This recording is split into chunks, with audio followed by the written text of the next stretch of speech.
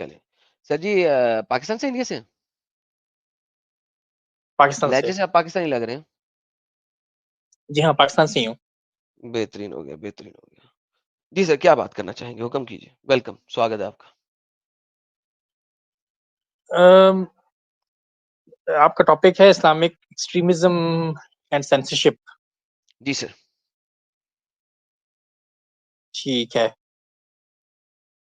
हाँ, मतलब कि कुछ चीजों में है इस्लामिक एक्सट्रीमिज्म यहाँ पे प्रिवेल कर रहा है पाकिस्तान में, नो डाउट अबाउट दैट। इसको हम लोग डिनाई नहीं कर सकते हैं। सर क्या और वो इस्लाम का जुज़ नहीं है? अ, ये भी नहीं कह सकते हैं कि नहीं है, लेकिन बाज दफा ये होता है कि लोग जो होते हैं वो अपने स्कोर सेटल करने के लिए भी चीजें निकाल रहे होते हैं। जैसे अगर आपकी किसी के साथ कोई दुश्मनी आ जाती है, तो जब वो आपका दोस्त था उस वक्त आप से उसने कोई बातें सुन भी ली हो, जब वो आपके साथ उसकी कोई किसी मामले में इख्तिलाफ आ जाता है, दुश्मनी आ जाती है, तो फिर वो उन बातों को निकालता है आपके खिलाफ। ओके। मैं आपसे एक सिंपल और सवाल करता हूँ, let's see if you can honestly answer these things. Let's see. Sir ji, अगर इस्लामिक माशरे में मोहम्मद को झूठा नबी कहा जाए, पेडोफाइल कहा जाए, इस्लामिक माशरे में, नॉन मुस्लिम माशरे में नहीं, पेडोफाइल कहा जाए, झूठा नबी कहा जाए, वुमनाइजर कहा जाए, तो क्या इस्लामिक माशरे में ऐसे बंदे को सजा है?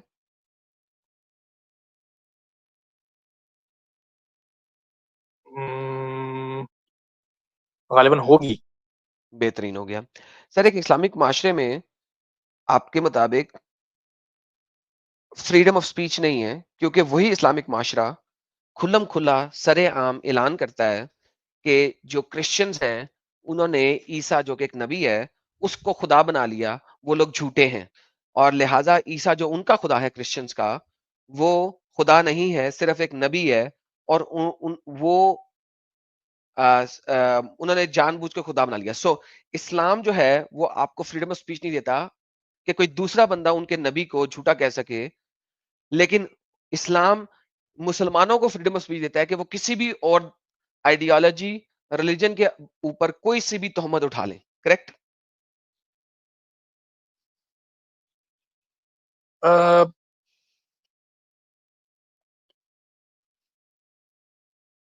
देखिए, नॉर्मली अब ये चीजें मैंने फिका तो नहीं पढ़ रखा, मुझे सारी चीजों का तो इसमें फिका नहीं पढ़ने की मालूम है। जरूरत नहीं है सर आपको, इसके लिए फिका पढ़ने की जरूरत नहीं। तो कुरान का बेसिक जुज है ना, कुरान चैप्टर नंबर लेकिन 5 के अंदर है, कुरान चैप्टर नंबर 19 के अंदर है, तो मल्टीपल जगहों पे तो कुरान के अंदर है कि आप क्या आप समझते हैं कि ईसा खुदा है? नहीं, मुसलमान तो नहीं समझते हैं कि सब खुदा तो है। क्या आप क्रिश्चियंस के साथ अगर बात करेंगे तो आप उसे नहीं कहते कि ईसा जो है खुदा नहीं है? आप अगर बात होती है और क्रिश्चियन आपके साथ डिस्कशन करना चाहता है, तो आप उनको कहते नहीं कि ईसा तो सिर्फ एक इंसान था, आपने एक इंसान को खुदा बना लिया? आप नहीं कहते होंगे तो बाकी लोग कह देते होंगे। मैं पर्सनल हम्म। आपकी नहीं, एक जेनेरिक बात कर रहा हूँ। तो ठीक भाई है। साहब मैं ये कह रहा हूँ कि वही क्रिश्चियन आपके इस्लामिक माशरे में कह सकता है कि यार मोहम्मद भी तो झूठा नबी है, हमारी भी बाइबल में है कि बहुत सारे झूठे नबी आएंगे, हमारे मुताबिक मोहम्मद एक झूठा नबी है, वो कह सकता है इस्लामिक माशरे में? नहीं कह सकता। उसको तो आप जेल करा देंगे, क्योंकि 295 सी भी नहीं, मेरे लगा को हुआ है लगता है, पाकिस्तान में। देखिए, सिर्फ झूठा नबी के हद तक तो जाहिर है उनका ये अकीदा है, सर नहीं मतलब कह वो सकता, अगर सर कोई नहीं कह सकता सर, ब्लास्फेमी का केस लगता है। ब्लास्फेमी 295 बी लग जाता है, सी नहीं लगेगा तो अच्छा। 285 लग जाएगा। तो बेसिकली क्योंकि फीलिंग्स की बात आ जाती है, आपके कानून में लिखा हुआ है feelings hurts the feelings of the मुस्लिमीन। Feeling hmm. और उसकी फीलिंग फीलिंग तो सर वो हर्ट किसी की भी हो सकती है, कभी भी हो सकती है। तो ठीक है। बात ये है कि एक आपने अगर बात है। झूठा कह दिया, आपके नबी के जमाने में साद बिन नबी सरा ने झूठा कहा था, पता है आपको? साद बिन नबी सरा आ हजूर का कातिब कुरान था। नबी जब आप कुरानी आयतें उतारते थे तो साद बिन नबी सरा लिखता होता था। तो नबी साद बिन नबी सरा ने कहा था मोहम्मद को कि तू एक झूठा नबी है। मोहम्मद ने कहा था इसको कत्ल कर दो, वो वहां से भाग गया, मदीना से मक्का चला गया। हम्म। जब हम्म। फतेह मक्का हुई तो नबी ने कहा था कि अगर साद बिन नबी सरा काबे के पर्दे के पीछे भी छुपा हो ना, तो वहां पे भी कत्ल कर देना उसको। हालांकि काबे के पर्दे पे, काबे खाना काबा में, हरम में अमन था, यानी कि किसी को कत्ल नहीं कर सकते अमन काबे के अंदर। लेकिन साद बिन नबी सरा के बारे में कहा गया था अगर काबे के पर्दे के पीछे भी छुपा हो तो वहां पे भी कत्ल कर देना। इस लेवल के ऊपर उस हम्म। अब वो बंदा जो था ना, उस्मान का कजन कुजन था। उस्मान उसे पकड़ के लाया मोहम्मद के पास, मोहम्मद इसे माफ कर दे। मोहम्मद साहब ने मुंह उधर कर लिया। फिर मोहम्मद इसे माफ कर दे। मोहम्मद ने मुंह उधर कर दिया गुस्से से। तीसरी दफा कहा मोहम्मद इसे माफ कर दे, मुंह उधर कर दिया। उस्मान उसे लेके बाहर निकल गया। फिर जब उस्मान बाहर निकल गया उसे लेके, तो मोहम्मद ने बोला अपने लोगों को जो इधर बैठे हुए थे, क्या तुम लोगों में से किसी को शर्म नहीं आई कि मैंने अगर मुंह उधर कर दिया कोई उठ के इसका सर उड़ा दे? मैंने तो कहा था कि काबे के पर्दे के पीछे भी उधर कत्ल कर देना। तुम लोगों में से किसी ने इसका सर क्यों नहीं उड़ाया? उन्होंने कहा हजूर आप हमें आंखों से इशारा ही कर देते, हम मार देते। नबी कहा नहीं, नबी आंखों से इशारा नहीं करते हैं। इतना गुस्से में था। सर देखिए बात यह है, तो फिर आगे क्या हुआ, मतलब उसका क्या अंजाम हुआ वो सात सर बिन वो अबी उस्मान सरा? उस्मान के आगे तो नबी की नहीं ना चलती थी। उस्मान, उमर और अबू बकर के आगे नबी की तो कब चलती थी? अगर वो लोग खड़े हो जाते थे नबी के साथ, तो गेम सेट हो जाती थी, फिर चुप करा देते थे। तो जबरदस्ती माफी करवा दी थी ना मोहम्मद से उसकी। लेकिन मोहम्मद ने इस लेवल में गुस्से में, सही बुखारी की हदीस में कहा हुआ है, सही मुस्लिम की हदीस है। तो eight the end of the day आपके नबी ने बच्चियों को भी मरवाया, छोटी बच्चियों को, जो नबी के खिलाफ नज़में लिखती थी। सीरत नबी इब्ने इसहाक में लिखा हुआ है कि एक बंदा नबी के खिलाफ नज़में लिखता था। लोगों ने कहा जनाब उसकी तो 2 बेटियां भी हैं, वो भी नज़म लिखती है। मोहम्मद ने कहा उन दोनों को भी कत्ल कर दो। फतेह मक्का के बाद, कांक्वेस्ट ऑफ मक्का के बाद। तो बेसिकली इस्लाम लेकिन हमने आपको तो फ्रीडम ऑफ स्पीच नहीं देता। ये जो आपने बताया है, जो 2 बच्चियों को कत्ल करवाने वाली बात, ये कौन सी किताब में है? सीरत नबी, सर आपकी सबसे पहली सीरा सीरत नबी इब्ने इसहाक। ये मतलब इंग्लिश या उर्दू में इसके ट्रांसलेशन अवेलेबल है? सर बिल्कुल ऑथेंटिक है सर, जिले में आपको नहीं, दिखा आई दूं। मीन इंग्लिश या उर्दू में ट्रांसलेशन इसका दिखा दे, अवेलेबल हो तो वो। बिल्कुल है। मैं अभी आपको स्क्रीन पे दिखा देता हूँ। ये तो सबसे इंपॉर्टेंट है सर, इसके बगैर तो आपका दीन ही नहीं है। यानी कि आपके पास सीरा है ही नहीं। सबसे पहली सीरत यही लिखी गई थी, उसके बाद बाकी सारी सीरतें आई थी। ये देखिए, ये सीरत नबी इब्ने इसहाक है। इसके हम जाते हैं पेज नंबर 299 पे।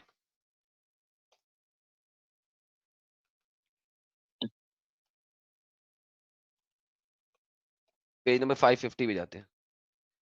ये देखिए, ये पहला इसमें वाकया साद बिन नबी सर आ गया है। Apostle instructed his commanders when they entered Makkah only to fight those who resist them, except a small number who were to be killed even if they were found beneath the curtains of Kaaba, जिसमें साद बिन नबी सरा सबसे ज्यादा। उसके बाद जनाब एक बंदा था जो नबी के खिलाफ नज़्म लिखता था। ये हम ऊपर चलते हैं।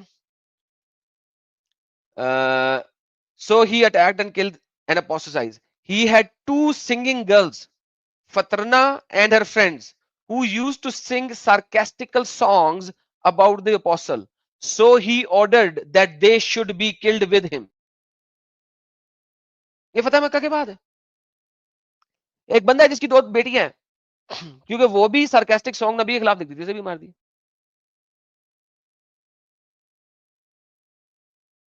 तो मतलब उनको एमनेस्टी नहीं दी गई? सर आपके सामने लिखा हुआ है। ये 14 बंदे थे जिनको एमनेस्टी नहीं थी, क्योंकि ये नबी के खिलाफ बातें करते थे, नज़में लिखते थे। और साद बिन नबी मैं सरा ने मोहम्मद को नहीं, नहीं, कहना कि अल्टीमेटली जिस तरह साद बिन अबी सरा को मिल गई। वो तो इसलिए मिल गई क्योंकि वो उस्मान का यार था ना, उस्मान का कजन था। उस्मान ने उसको हम्म, एमनेस्टी दिलाई थी। बाकी किसी को तो नहीं मिली ना। उस्मान के बाकी सब तो उस्मान के कजन नहीं ना थे। एक ही था उस्मान का कजन, वो साद बिन नबी सरा था, उसको मिल गई। उसको उस्मान ने दिलवाई, बाकी किसी को भी नहीं मिली थी। लेकिन वो जो थी वो जिसने हमजा को कत्ल करवाया था, शहीद करवाया था हजरत हमजा यार को। हमजा को कत्ल करने वाला तो मुसलमान हो गया था ना। नहीं, नहीं, वो दैट्स अ जिस सेपरेट जिस थिंग। जिस औरत ने शहीद करवाया था, हिंदा, हुंदा क्या नाम था? हिंदा, हिंदा। हाँ, हाँ, तो उसको तो हाँ, माफ कर दिया था। हाँ तो भाई वो हिंदा को माफ कर दिया था, उसके कातिल को मार दिया गया था। हिंदा को माफ कर दिया गया था क्योंकि हिंदा ने मोहम्मद के बारे में तो नहीं कहती थी। मैं तो ये कह रहा हूँ जो मोहम्मद के बारे में बुरा कहता था।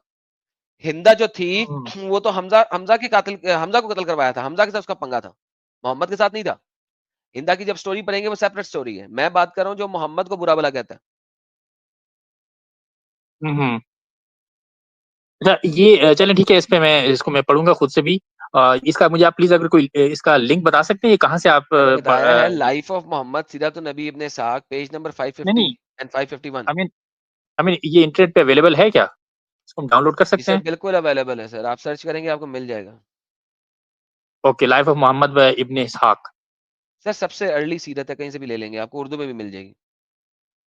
ओके, ठीक है। अच्छा जी, अब चलें, let's come back to the topic we were discussing.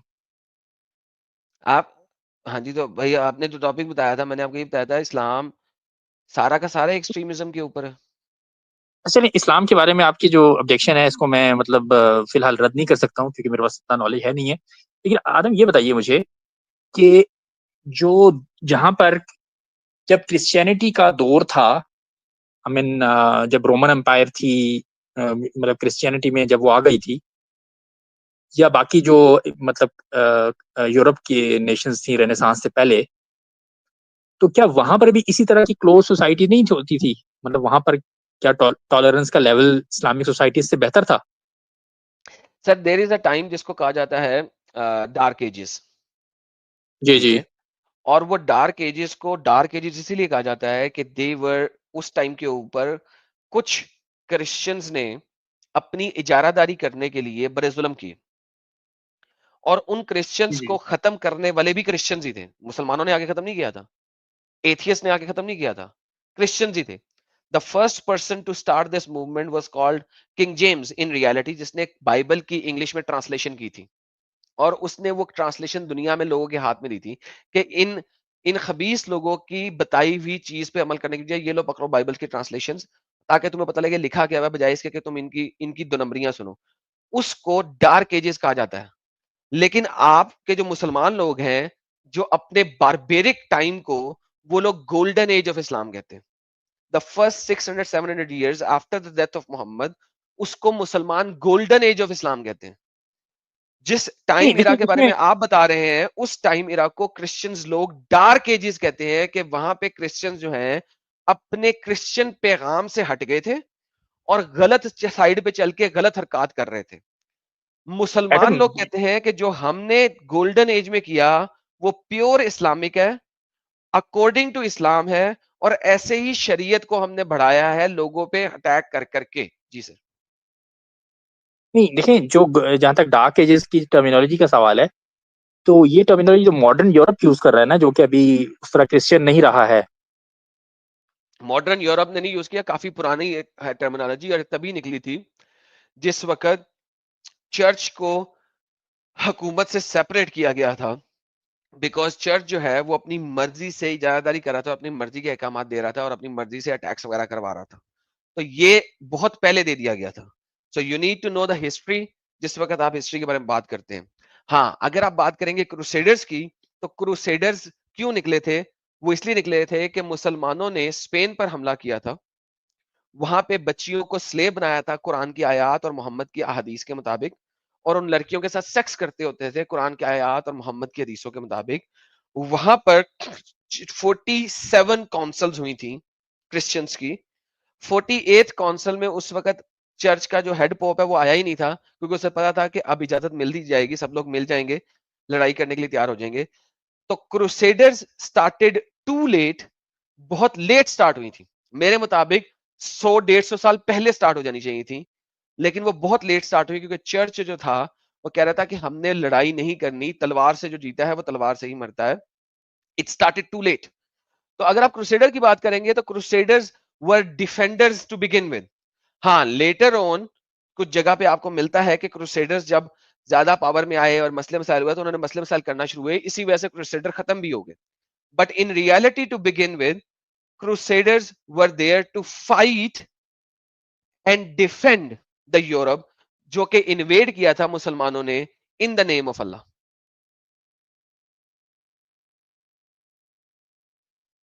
लेकिन वहां से स्पेन से इनविटेशन भी तो आया था ना मुस्लिम्स को, मुस्लिम को अफ्रीका में जो। इन्विटेशन आया था, आए और आके हमारी बच्चियों को स्लेव बनाए और उनको चो दें, राइट? नहीं आई नहीं, बी अमेज्ड अगर आप ये मुझे दिखा दें। नॉट एग्जैक्टली, लेकिन हमने तो ये ओके, पढ़ा है कि वहां से देख इनविटेशन आया था कि वहां सर, पे। पढ़ा है आपने? मैं हैरान हूं कि आपने पढ़ा है और आपने ये नहीं पढ़ा कि आपके लोग वहां जाके हमले कर रहे थे, 200 साल के हमले, 200 years ऑफ अटैक। ये कम अटैक्स होते हैं कि आपको इनविटेशन दिया जाए और आपको 200 साल अटैक करना पड़े, और वहां पे 200 साल अटैक में आप लड़कियों को यरगमाल बना रहे हो, सेक्स स्लेव बना रहे हो। लाइक आई एम अमेज्ड कि हिस्ट्री और आपकी स्टडी कोई दो डिफरेंट जगह पे क्यों चल रही है? I don't know why. चलिए, मैं आपसे डिस्प्यूट नहीं करता हूँ, मतलब यू मे बी राइट, क्योंकि मैंने इस पे जो कि पढ़ा है, जाहिर है हमारे जो अपने सोर्सेज हैं पाकिस्तान के अंदर, हमें जो चीजें पढ़ाई गई हैं, जाहिर हमने वहां से जब पढ़ा है। पाकिस्तान के अंदर सर आपको हरगिज ये नहीं पढ़ाया गया कि स्पेन से लेटर आया था। अगर आपने पढ़ा तो किसी आर्टिकल से पढ़ा। नहीं नहीं, हमारी जो दिनियात क्लास की 8 की किताब में बुक ऐसी थी, कोई चीज नहीं है। दिनियात की किताब में मैं ऐसी कोई आपको चीज नहीं है। नहीं नहीं, क्लास 8 की जो इंग्लिश की बुक थी उसमें तारिक बिन जियाद का एक लेसन था, 19 लेट 80s में जो किताब चलती थी, उसमें ये हमें बताया गया था कि वहां से इनविटेशन आया था कि आप आए और हमें निजात दिलाएं, जो वहाँ का बादशाह था, जो कि वहाँ बहुत ज्यादा जुल्म और बर्बरियत कर रहा था। अच्छा, एक बादशाह था जो जुल्म बर्बरियत कर रहा था, वो लेटर लिखता है, और फिर वो नहीं लोग नहीं, जब वो वहां पे नहीं आते हैं लिखता। तो बादशाह जो है वो वही बादशाह लड़ाई करना शुरू कर देता है उनके साथ। नहीं, वो बादशाह, उस बादशाह का लेटर नहीं आया था, मतलब कि वहां के लोगों ने, जो कि उस बादशाह के जुल्म का शिकार थे, बकौल सर वैसे उस मैं आपको एक बात बताऊं, ये सारी की सारी कहानियां, ये सारे के सारे लेटर मुसलमानों के भी जाते थे। इंडिया से भी लेटर चला गया मोहम्मद बिन कासिम को, आओ जी हमें ये अपना मंदिर वाले लोगों से निजात दिलाओ, हम यहाँ पे मर रहे हैं, बर्बाद हो रहे हैं। अफगानिस्तान से भी लेटर आप लोगों को चला गया मुसलमानों को। ये हर हर इलाके से मुसलमानों को लेटर क्यों जाता था? और हर इलाके पे मुसलमान आते थे तो हमला करते थे और अटैक कर देते थे, और फिर लड़ाइयां होती थी। लाइक लेटर भी जाते थे और फिर लड़ाइयां भी होती थी। ये क्या चक्कर है? ये लेटर आना एक बड़ी कॉमन सी चीज नहीं बन गई है? बस हर जगह पे लड़ाई करने के लिए एक लेटर निकाल नहीं, लिया जाता था। ऐसा तो हमने सिर्फ ये, जहाँ तक इसका सवाल है, सिंध का सवाल है, तो सिंध में ये था ना कि वो जो उनकी औरतें और बच्चे थे, हम्म। अरब ट्रेडर्स के, जो कि श्रीलंका में थे, और वहां से वो वापसी पे उनको राजा दाहिर ने अगवा कर लिया था। हाँ तो ये सर, राजा दाहिर बहुत ही कमीना इंसान था, राइट? मैं वही फिर पूछ रहा हूँ उसका, सर। मैं थोड़ा सा सरकास्टिक फील हो रहा होगा आपको, लेकिन मसला ये है कि मैं जिस भी जगह पे इस्लामिक इन्वेजन देखता हूँ, मुझे उस जगह पे एक लेटर नजर आता है। ये लेटर ईरान जो के हवाले है। से, ईरान के हवाले से अच्छा तो ये ऐसा लेटर की तबूक, कोई अभी जिक्र नहीं अच्छा है। तबूक में आपके नबी ने हमला क्यों किया था? जरा ये भी बता दीजिए। वहां से भी कोई लेटर आया था कि मुझे बचा लो? क्योंकि अभी कुछ अर्सा पहले एक बंदा बता रहा था कि एक लेटर आया था वहां से भी तबूक से, इसलिए मोहम्मद गया था तबूक जाने। अच्छा, यानी कि हर हर इलाके में लोगों को ये समझ आ गई थी कि मुसलमान ही हमें बचा सकते हैं। भाई साहब, आपको नहीं लगता कि ये कोई फेक स्टोरी चल रही है बार बार? नहीं नहीं, ये देखिए, हर एक जगह एक पे एक बात है लेटर ना। आप दिखा देते हैं। अरे लिसन, एक एक बात होती है, देखिए, जिस तरह हम्म। पाकिस्तान में या इस तरह की जो कोई भी, मतलब इस तरह के ममालिक हैं जहाँ परसिक्यूटेड माइनॉरिटीज होती हैं, तो सर डेफिनेटली वो, पाकिस्तान में मतलब, सर क्रिश्चियंस और हिंदू परसिक्यूटेड माइनॉरिटीज हैं। हाँ वही तो, मतलब कि अब वो जो हैं, जाहिर फिर है वो जब अगर, मुसलमान जब आ जाते हैं, हमला करते हैं, तो वो वहां के इलाके के लोगों को परसिक्यूटेड माइनॉरिटी बना देते हैं। देखिए पाकिस्तान जिस असल में देखा जाए तो हिंदू इलाका है, हिंदुस्तान था। तो अगर आप जिधर जिधर आप कब्जे में आ गए, आपने उनको परसिक्यूटेड माइनॉरिटी बना दी है। Hindu is the sir, persecuted minority इन पाकिस्तान। देखिए ना, तो उस वक्त आपने देखिए, कौन अब सा जो, अच्छा काम कर दिया? जब इंडिया में जब अब हिंदुत्व की जो सरकार आई है, मतलब पहले जब कांग्रेस के रूल्स थे तो उसमें जरा इंडिया सर सेकुलर था और काफी, मतलब, कांग्रेस के रूल और हिंदुत्व सरकार, वाह, दैट इज वेरी गुड। सो मैं एक सवाल करता हूं आपसे। नहीं हिंदुत्व नहीं, मेरी बात तो, सरकार ने हिंदुत्व सरकार ने, let's talk about that, because ये लफ्ज पाकिस्तानियों को बड़ा अच्छा लगता है। So I want to now discuss that, forget Islam. इस्लाम को जरा साइड में रखते हैं। हिंदुत्व सरकार ने कौन सा ऐसा कानून नया बनाया है जो इस्लाम को के खिलाफ हो? जरा मुझे बताएं, जरा एक आधा। देखें, एक तो कानून जो उन्होंने बनाया है वो हम्म। ये है कि जितना उत्तराखंड जो स्टेट है ना, अच्छा। वहां पर अभी यूनिफॉर्म सिविल कोड आ गया है। अच्छा। मीनिंग कि अब मुस्लिम जो हैं वो, ने जिस तरह अच्छा, इनको एक बात इस्लामिक, बताइए, एक बात बताइए। आप कहते हैं कि वहां पे एक सेक्युलर लॉ था, करेक्ट? अभी आपने थोड़ी देर पहले कहा था कि इंडिया जो था ना पहले सेक्युलर लॉ पे था, राइट? आपने भी बोला, जी जी, बोला था ना आपने? जी हाँ। अगर सेक्युलर लॉ के मुताबिक हर इंसान के ऊपर सेम कानून होना चाहिए कि नहीं? देखिए, सेक्युलर लॉ का मतलब ये है ना सर कि दोबारा से जो, पूछता हूं, सेक्युलर लॉ के मुताबिक every single human living in that country, don't you think secular law के मुताबिक हर बंदा जो एक कंट्री में रह रहा है उसके लिए सेम लॉ होना चाहिए?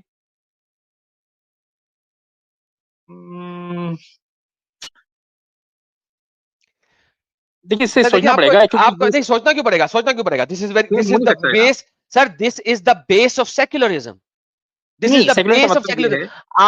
आपको सेक्युलरिज्म का लफ्ज का मतलब ही नहीं पता।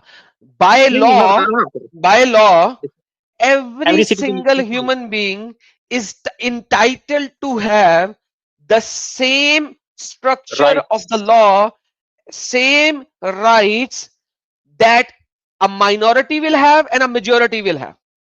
Correct? हाँ बिल्कुल, unlike Okay. Pakistan. Unlike Pakistan. Okay, perfect.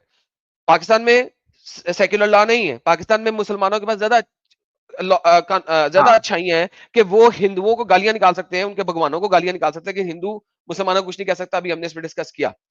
तो बेसिकली आप कह रहे हैं कि वहां पे अब यूनिफाइड सिविल लॉ इंप्लीमेंट हो रहा है। तो भाई यूनिफाइड का मतलब क्या होता है? यूनिफाइड यानी एक जैसा, नहीं नहीं। यानी हाँ कि वही रुक तो जाए भाई, मतलब। प्लीज रुक जाए, let me answer now okay. Before you say, okay I give you all the time to speak. ठीक है। कि अगर एक बंदे के पास जो कानून है वही दूसरे के पास होना चाहिए। सो बेसिकली आज से पहले उत्तराखंड, क्या मैं तो कहता हूं पूरे इंडिया के अंदर यूनिफाइड कानून होना चाहिए, यूनिफाइड सिविल लॉ होना चाहिए पूरे इंडिया में। यूनिफॉर्म सिविल पूरे कोड। इंडिया में सिविल लॉ, सिविल कोड, कुछ भी कह लें। क्यों? क्योंकि यूनिफाइड सिविल लॉ का कोड का मतलब है सिविल लॉ के जो सिविल कानून है वो मुसलमान हो, क्रिश्चियन हो, सिख हो, हिंदू हो, एथियस हो, एग्नोस्टिक हो, दुनिया के कोई भी रिलीजन वाला हो, डज नॉट मैटर, उसको कानून जो है वो सिविल लिबर्टीज के अंदर इक्वली ट्रीट करेगा। This is the pure secular law. So how do you say this is Hindutva law? बताइए सर, माइक इज योर्स। जवाब दे सकता हूँ। जी sir, I said mic is your. जी देखिए ऐसा है ना कि जिस तरह अभी मैरिज के हवाले से हम बात कर रहे हैं, चले सिविल लॉ में एक चीज मैरिज मैरिज भी है ना। अब हिंदुओं में ये है कि हिंदू मैरिज एक्ट के तहत शायद हिंदू जो है, कोई भी हिंदू मर्द जो है वो एक ही शादी कर सकेगा एट अ टाइम, एक से ज्यादा शादियां वो नहीं कर सकता है। जबकि मुस्लिम्स में ये ऐसा नहीं है, मुस्लिम मर्द जो है वो एक से ज्यादा शादियां कर सकते हैं। तो मतलब उसकी मतलब मतलब राइट और रॉन्ग में जाने की जाने की जरूरत इस वक्त नहीं है। फिलहाल हमसे ये बात कर रहे हैं कि क्या चीज किसके रिलीजन में कैसे सैंक्शनड है। सो वंस अगेन, तो बेसिकली तो आप नहीं चाहते कि सेक्युलर लॉ हो, आप चाहते हैं कि मुसलमानों के लिए सेपरेट लॉ हो और हिंदुओं के लिए सेपरेट लॉ हो, करेक्ट? मतलब कि जिस तरह पहले था इंडिया में नहीं मतलब हिंदुओं नहीं, का। मतलब नहीं सर, मतलब नहीं, मतलब नहीं। पहले जो देखिए ना। था वो सेक्युलर नहीं, एक सेकंड समझे। अगर कांग्रेस ने एक एडिशनल लॉ बनाया हुआ था और कांग्रेस सेक्युलर नहीं थी, इसका मतलब है आप मुझे कह रहे हैं कांग्रेस सेक्युलर नहीं थी, हिंदुत्व लॉ जो है वो सेक्युलर लॉ है। क्योंकि अगर हिंदुत्व लॉ ये कह रहा है कि मैंने हर इंसान को एक ही नजर से परखना है सिविल लिबर्टीज के नहीं, अंदर। हिंदुत्व वाला क्या ये नहीं? कह रहा है कि मैंने हर इंसान को हिंदू लॉ के तहत लाना है। नहीं, ये हिंदू लॉ नहीं है, this is like international law. तो फिर इसका मतलब है अमेरिका जो है वो भी हिंदुत्व हो गया है, क्योंकि अमेरिका में हमेशा से एक शादी है। कनाडा भी जो है वो हिंदुत्व हो गया है, क्योंकि कनाडा भी हमेशा से एक शादी है। इसका यूरोप जो है वो पूरे का पूरा, यूरोपियन यूनियन की तमाम कंट्रीज वो हिंदुत्व हो गई है, क्योंकि वहां सब पे भी एक ही कानून है, एक ही शादी का। द प्रॉब्लम इज कि आप कह रहे हैं कि कंट्री हो तो सेक्युलर, लेकिन नहीं थोड़ा सा मुसलमानों डिफरेंट। को, देखिए। सुन ले भाई, लेकिन ओके मुसलमानों ओके। को उनके शरिया के मुताबिक काम करने दिया जाए। क्यों? जी अब देखिए इसका जवाब ये है ना कि जो मुसलमान हिंदुस्तान में रह रहे हैं, मतलब वो उनका अपना वतन है और सदियों से है। जबकि नहीं है, अमेरिका यूरोप में जो मुसलमान गए हैं, नहीं है, कभी भी सदियों से नहीं है सर। एक तो वो उनका अपना वतन सदियों नहीं था, से अगर है। अपना वतन होता तो फिर पाकिस्तान ना बनता। पाकिस्तान बना क्यों था? कि जी हमारे नहीं कानून फर्क वो है, उस सुन ले, वो हमारे डिबेट है। कानून फर्क है, हमारा कल्चर फर्क है, इस वजह से हमें सेपरेट कंट्री चाहिए। तो भाई फिर अगर जिसको इस्लामिक कानून के तहत रहना था, he should actually migrate to Pakistan.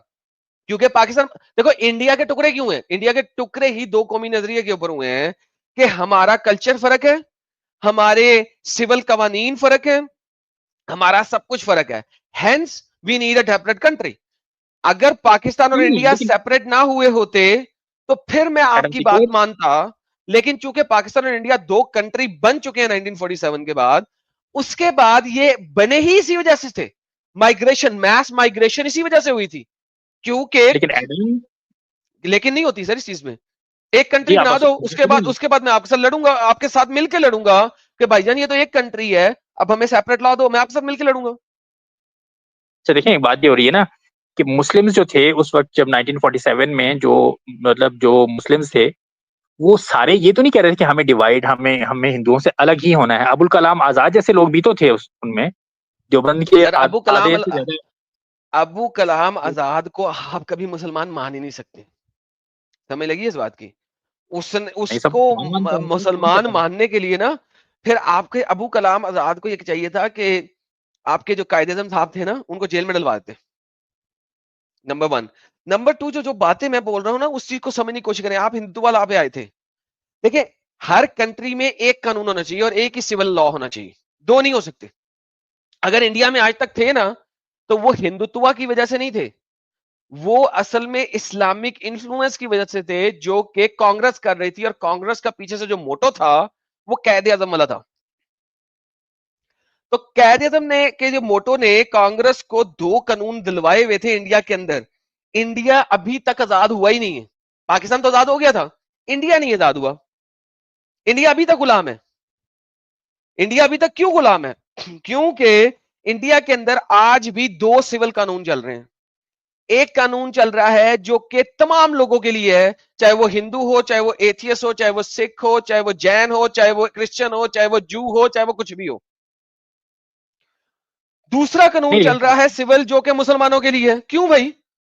अगर ऐसा है तो फिर सिखों के लिए सेपरेट सिविल लॉ होना चाहिए, क्रिश्चियंस देखें, के लिए उनके सेपरेट जो सिविल लॉ होना पर्सनल लॉज, चाहिए, क्रिश्चियन एडम अपना यहूदियों के लिए सेपरेट सिविल लॉ होना चाहिए, फिर एडम, वे हिंदुओं के देखें लिए जो सेपरेट सिविल लॉ होना चाहिए। सो बेसिकली जो कांग्रेस है, उसने under the influence of Islamic people, जो कि कांग्रेस के मेंबर थे और हैं, दो सिविल लॉ रखे हुए थे। मोदी सरकार आके फाइनली इस चीज को यूनिफाइड सिविल कानून कर रही है, जो कि पूरी दुनिया में ऐसा ही चलता है। There is not a single country in the world जहां पे दो सिविल कानून हो। एटलीस्ट मैंने नहीं देखा, अगर आपके पास कोई एग्जांपल होगी तो मुझे जरूर दीजिएगा। देखिए, मैं लेकिन आपको बता रहा हूँ, तो मैं आपको बता रहा हूँ। देखिए, इवन पाकिस्तान जैसे मुल्क में भी हिंदुओं के जो अपने पर्सनल लॉज हैं वो उनके सेपरेट हैं। नहीं है कोई लॉ, मतलब कानून नहीं है। हाँ, पाकिस्तान मुझे में है। दिखाइए, मुझे दिखाइए कि हिंदू का कहां पे सेपरेट लॉ है। मुझे आज दिखा दें कि एक हिंदू का सेपरेट सिविल लॉ पाकिस्तान के अंदर लिखा हो, हिंदू हाँ, सेपरेट हिंदू सिविल लॉ। उनकी जो शादियां वगैरह होती हैं, उनके जो मामलात होते हैं, उनकी प्रॉपर्टी की डिस्ट्रीब्यूशन, वो इस्लामिक लॉ के अंडर थोड़ी होती है सर देखें, पाकिस्तान के बात अंदर। सुने, ये फिर वही बात बता रहे हैं। अगर कोई एक बंदा अपनी विल लिख के जाता है कि मेरी विल के मुताबिक इस तरीके से डिवीजन होगी, तो वो एक मुसलमान भी लिख के जा सकता है और उसको रजिस्टर कर सकता है। That is called the will. तो भाई वो बात नहीं मैं कर रहा हूं, मैं कह रहा हूं लॉ सेपरेट। मुझे बताएं कि पाकिस्तान के अंदर एक हिंदू दो शादी करेगा, क्या आप उसे जेल में डाल सकते हैं क्योंकि उसने दो शादियां कर ली हैं? नहीं डाल सकते, क्योंकि उसके लिए सेपरेट सिविल लॉ नहीं है, वो सेम सिविल लॉ के अंदर है। एक हिंदू भी चार शादियां कर सकता है। इंडिया के अंदर एक हिंदू चार शादियां नहीं कर सकता। अगर हिंदू ने दो शादियां करनी है, हिंदू पहले इस्लाम कबूल करता है और फिर इस्लामिक सिविल लॉ के अंदर बैठ के दो शादियां कर लेता है। इस that is what I am saying, law. Law होता है कानून। लिहाजा अगर आप कानून की खिलाफ वर्जी करेंगे तो जेल में जाएंगे। मुझे दिखाइए देखें कि एडम, पाकिस्तान के अंदर एक हिंदू ये दो बताइए शादियां ना, करे, जेल में डाल दिया जाए, दिखाएं मुझे। वो तो देखना पड़ेगा ना कि उनकी जो लॉ बना हुआ है उनके लिए, वो किस तरह का बना हुआ है। सो वंस अगेन नहीं अगर बना हुआ, ये तो बताने की कोशिश कर रहा हूं। So at the end of the day, this is very अच्छा, सिंपल एंड स्ट्रेट फॉरवर्ड कि ये हिंदुत्व वाला नहीं है, ये unification of the civil law है। अभी कि अभी अगर आप आप कंक्लूजन पे ना अमेरिका, जाए ना, एक बात मुझे मैं करने देना। कंक्लूजन में ही जा रहा हूं, दिस एक इज द कंक्लूजन बेसिकली। क्योंकि आप अगर नहीं, ये कहते हैं तो फिर आप अमेरिका से भी लड़े कि यार हम एक मुसलमान बात यहाँ पे मुझे इतने परसेंट आ गए हैं, अब आप हमारे लिए सेपरेट सिविल लॉ बना के दें। नहीं, देखिए अमेरिका का फिर और आप मामला है यूरोप ना। से लड़े। सर यूरोप का भी और मामला है, देखिए। इंग्लैंड में, इंग्लैंड में सर यही तो बता रहा हूं कि इस्लाम किसी के साथ मिलकर रह ही नहीं सकता। इस्लाम रह ही नहीं सकता किसी के साथ मिलके। वो हर चीज अपनी सेपरेट मांगता है, कल्चर अपना सेपरेट मांगता है, लॉ अपना सेपरेट मांगता है, हर चीज अपनी सेपरेट मांगता है। तो भाई फिर मैं पूरा शरिया दे देता हूँ, कोई पूरा शरिया नहीं लो देखिए, ना। इंग्लैंड अमेरिका में मुसलमान जो गए हैं ना, वो तब गए हैं जब मतलब अभी रिसेंटली गए हैं, कुछ यानी कि 50 60 70 80 साल यानी कि से या 100 100 साल के साल में बाद नहीं जाके गए। आप मांगेंगे, ये कह रहे हैं? तो मतलब वहां पर मुसलमानों का कोई उस तरह यार का मुझे एक स्टेक्स बात नहीं है। बताएं अहमद साहब, इंडिया पे आप लोगों ने हमले किए थे, अटैक्स किए थे, 800 साल तक अटैक ही करते रहे थे आप, पूरे इंडिया पे कब्जा नहीं कर सके। तो भाई साहब आप तो वैसे ही बाहर से आए हुए अटैकर हो, नहीं, सारे लोग तो आप लोग नहीं तो है वैसे ही तो सारे ही अटैकर और भाई। कौन वो हो? तो वो लोग तो आटे में नमक के बराबर हैं जो बाहर के हैं। नहीं तो नहीं, ज्यादातर आप क्या हो? आप पॉपुलेशन तो हिंदू थे, यहीं के हिंदू लोग से हैं। बने हो? आप हिंदू से मुसलमान बने हो? ज्यादातर लोग तो ऐसे ही हैं। अच्छा, आप हिंदू से मेरा मुसलमान तो बने, 90। यानी कि आपके आबाओ अजदाद को इन अटैकर्स ने यरगमाल बनाया। आपकी आपकी पर नानी या पर दादी को इन्होंने स्लेव बना के इनके साथ सेक्स किया। आप उनकी औलाद में से हैं, आप ये बताना चाह रहे हैं? देखिए वो बातें अब ये नहीं, क्या हुआ होगा कैसे हुआ होगा, सर ऐसा ही हुआ मतलब था ना लोग। सर, आप देखे ना, कंबाइंड जोहर किए थे इन औरतों देखिए ने, ना, एक यानी कि बात और भी है ना, कंबाइंड जोहर कि मींस दूसरा भी।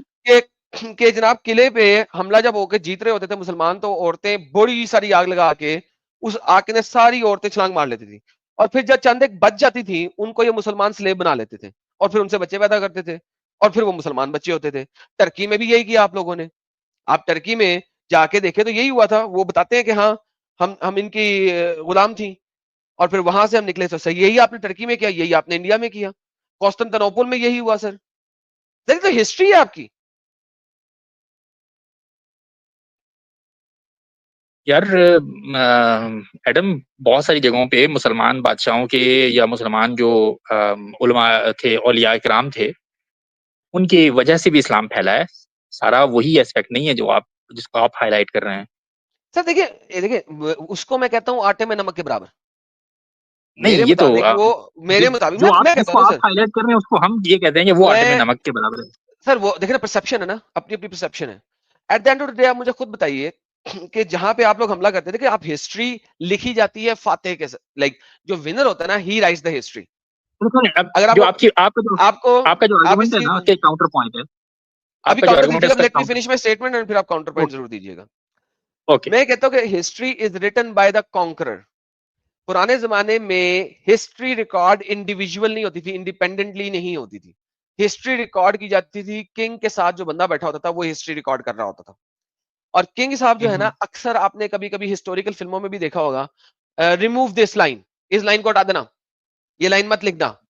तो होता ये था कि जो कॉन्करर है ना, वो हिस्ट्री बना रहा होता था। जैसी हिस्ट्री कॉन्करर बना देगा, वो हिस्ट्री लिखी जाती थी। फिर उसके बाद आता है कि जो लोग जदोकोप हो रहे थे, जलील हो रहे थे, उन्होंने भी कुछ कुतब लिखी हुई है। लेकिन जब हम उनकी कुतब देखते हैं, और जो हिस्टोरियन, जो आपके इस्लामिक हिस्टोरियन कुतब देखते हैं, उनमें बहुत सारी सिमिलैरिटीज भी हैं और बहुत सारे कंट्राडिक्शंस भी हैं आपस में एक दूसरे के साथ। लेकिन जब हम उसको डीपली जाके स्टडी करते हैं, इस्लामिक हिस्टोरियंस को, उनकी स्टडी को, तो हमें नजर आता है कि वही का वही था। वाई? आपके जो बादशाह गुजरे हैं सबसे बड़े इंडिया में, क्या नाम है उनका? मुगल सबसे ज्यादा तो मुगलों का हाँ, ही जिक्र आता है। जो मुगल थे उन्होंने इंडिया में आलमगिरी, फतावा आलमगिरी लिखा था, जो कि आपके बादशाह आलमगीर ने लिखा था, राइट? ठीक है। अगर आप फतावा आलमगिरी को पढ़ें, तो उसमें 150 पेजेस हैं, जिसमें हम्म यही बताया गया है कि एक गुलाम औरत के साथ अगर एक बंदा सेक्स करेगा और बच्चे निकलेंगे तो किसका होगा? दो बंदे एक गुलाम औरत के साथ सेक्स कर रहे हैं तो कितना, किसका बच्चा कहलाएगा? तीन या चार बंदे अगर एक गुलाम औरत के साथ सेक्स कर रहे हैं तो बच्चा किसका कहलाएगा? अगर ये कहीं बाप और है, ये बेटा कहीं दोनों, फतवा आलमगीर में ये कहाँ है, ये कुछ कहाँ है? अगर बाप और बेटा दोनों एक लड़की के साथ सेक्स कर रहे होंगे गुलाम औरत के साथ, तो बच्चा किसका कहलाएगा? ये तमाम बातें फतावा आलमगीरी में 150 सफे के ऊपर बयान की गई हैं। तो आप मतलब मुझे किस जगह, बताएं कि किस वॉल्यूम में? आलमगीर को, फतवा आलमगीरी की किस वॉल्यूम में, किस जगह?